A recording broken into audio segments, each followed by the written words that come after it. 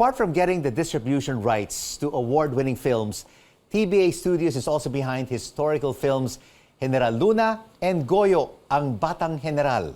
This Women's Month, we speak with the Pinay at the lead, President and COO, Daphne Chiu. Daphne, thank you so much for joining us and happy Women's Month. Thank you. So, first of all, what does TBA stand for? To be announced? I'm about to announce now. Okay. So it stands for Tuco Film Productions, Butchie Boy Entertainment, and Articulo Uno Productions. Oh my God, how does that fit in the SEC registration papers? I know. Well, congratulations that 3 of TBA's acquired and distributed films received, not only nominations, but won awards in the recently concluded 95th Oscar Awards. You have Everything Everywhere All at Once, Triangle of Sadness, and The Whale. The Whale. Yes. Yeah. So we actually are the exclusive distributor in the Philippines, the territory in the Philippines. But the producers are actually from the US. And Triangle of Sadness is a Swedish film.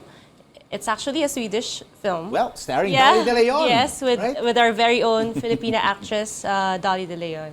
Yeah. TBA Studios has distributed international films that basically also showcase Asian excellence, especially with Filipinos working in front and behind the camera. That's wonderful. Yes, so we see to it, like we make sure, well, when we acquire a film, there's somehow like a Filipino connection, like a kababayan connection in a way. An Asian and Filipino representation. Yes. So for The Whale, the cinematographer is actually a Filipino-American, Matthew Lebatic. He's been a very long, he's been a collaborator of Darren Aronofsky, the director of The Whale, ever since. So he's also the cinematographer, Don't Worry Darling, also Iron Man, I think. Yeah, so there, that's why we got The Whale. Distributor and also film producer of some critically acclaimed films that TBA has produced, like Heneral Luna and Goyo, no? Ang Batang Heneral. Epic films. Epic films, yeah, epic films. But of course, also big budgeted films. Yes, these are very big budgeted films. In the historically, Filipino films, they have like lower budget because they're like mostly rom-coms or like, but action films are really they do have high budget films. But biopic, like bioepic, war film, it's a different level. So yeah. And not only those 2 films. You also have Sunday Beauty Queen and Birdshot, yes, which are also critically acclaimed. Yes. So Heneral Luna and Birdshot are actually the official Philippine entry to the Oscars. But here's my question. Of course, they're the official entries, but have not yet been, not one Filipino film has been shortlisted for the foreign film category of the Oscars. When do you think will that happen? And what will take us over the hump, Daphne? That's a very good question. Yeah. When? I think, and I do believe that when they have enough funding and financial assistance for the campaign. So it's actually like an election. When you campaign a film, you have to make sure that the word goes out. Like there's a film from the Philippines that it's a very nice film, we need your vote. So that's really the game into getting shortlisted or getting nominated. But are we getting very close to being one of the main nominees at the Oscars? Close enough, I think, because of the recently concluded 95th Academy Awards. Yes. A lot of Triangle of Asian Sadness representation. there. Dolly De Leon being nominated in Golden Globes.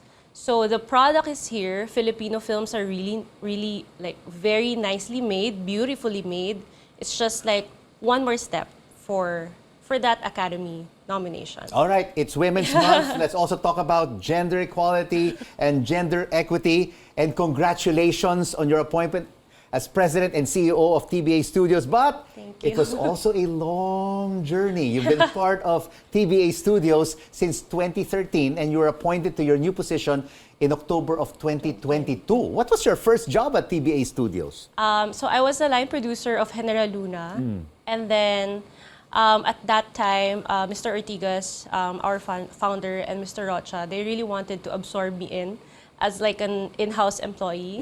And I was young then, so I didn't really want to be like tied down.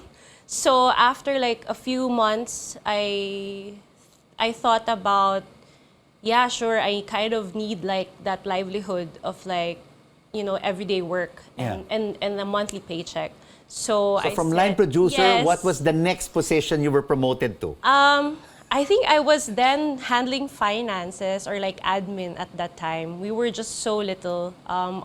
We're like a team of like 4 or 5 people, and then we grew to like 60. And now? And then pandemic came, and then so we had to like let go a Entertainment lot of industry our. was really hit hard. It's like one of the Yeah. most Yeah, affected. that's true. Yeah. Shut down, basically. Yes. So we had to let go like probably 80% of our staff.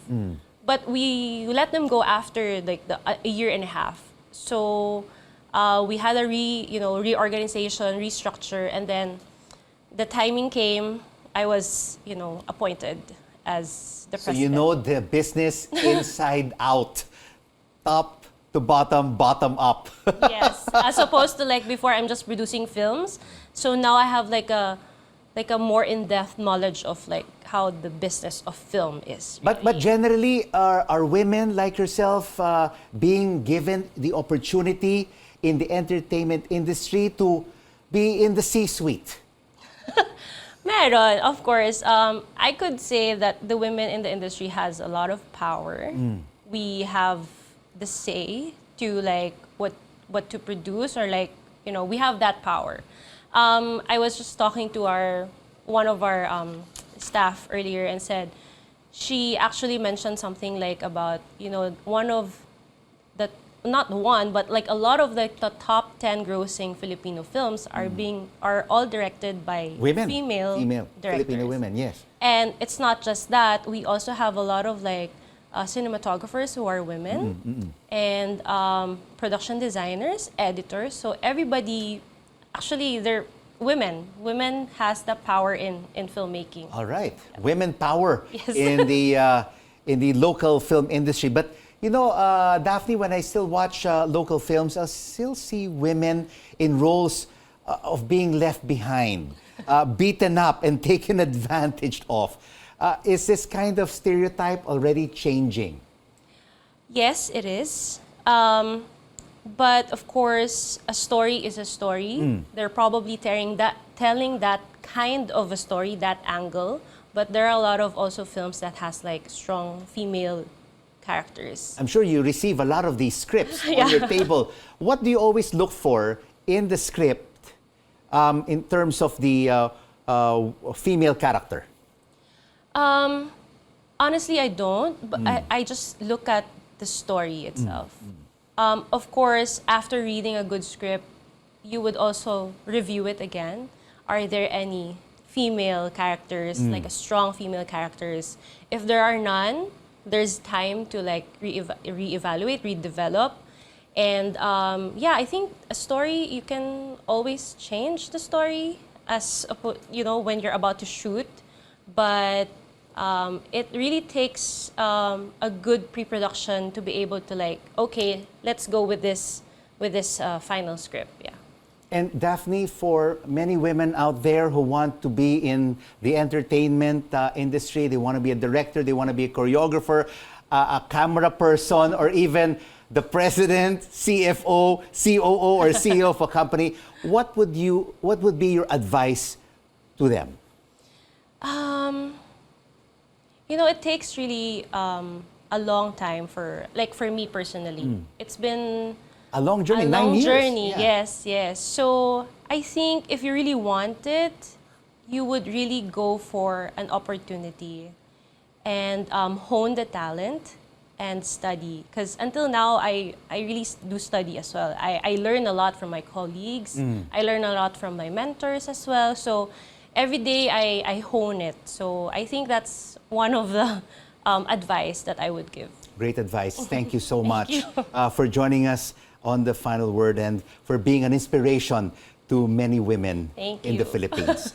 Daphne Chiu, the president and COO of TBA Studios.